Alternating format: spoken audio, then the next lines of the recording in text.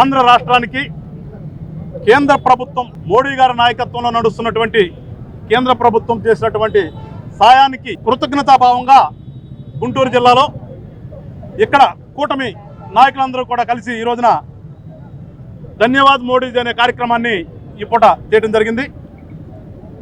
ఏదైతే పవన్ కళ్యాణ్ గారు రాజకీయాల్లోకి వచ్చిన తర్వాత నా ధ్యేయం రాష్ట్ర అభివృద్ధి అని చెప్పేసి, నా లక్ష్యం ఈ రాష్ట్రంలో ఉన్నటువంటి ప్రజల సుఖశాంతులు అని చెప్పేసి ఏ రకంగా అయితే చెప్పాడో, అంతే కష్టంగా కూటమిని ఏర్పాటు చేయడంలో కూడా ఎన్ని ఒడిదుడుకులు ఎదుర్కొన్నారో మీ అందరికి కూడా తెలుసు.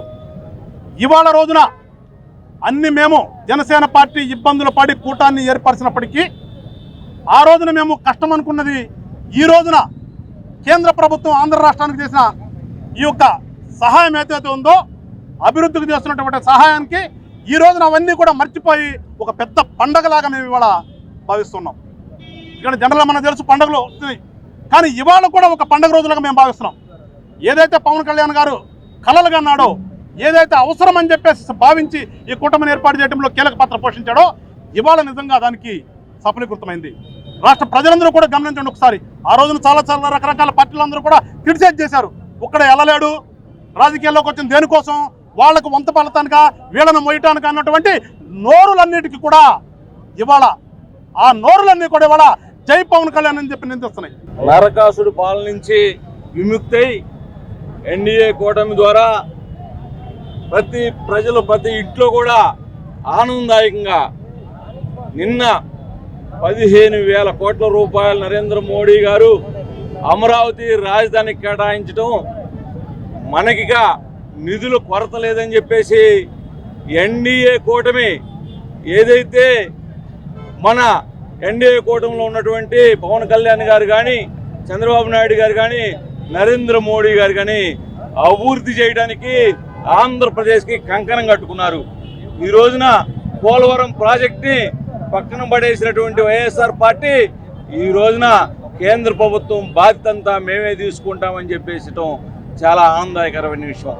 అలానే అభివృద్ధికి సంక్షేమానికి మారిపోయినటువంటి తెలుగుదేశం పార్టీ దానికి ఈ రోజు నరేంద్ర మోడీ గారు, పవన్ కళ్యాణ్ లాంటి వారు తోడై రావటం అనేది ఇలా ప్రజలందరూ కూడా సుశ్యామలంగా ఆంధ్రప్రదేశ్ అన్నపూర్ణలాగా మళ్ళీ వెలుగొందుతుందని చెప్పేసి ప్రతి ఒక్కరు కూడా భావిస్తూ ఈ రోజు నరేంద్ర మోడీ గారు కేంద్రం ఇచ్చినటువంటి ఈ నిధుల ద్వారా ప్రజలందరూ కూడా చాలా ఆనందదాయకంగా ఉన్నారు. ఆంధ్రప్రదేశ్ విభజన చట్ట ప్రకారం ఆంధ్రప్రదేశ్ అభివృద్ధికి ఎన్డీఏ కూటమి కట్టుబడి ఉన్నది.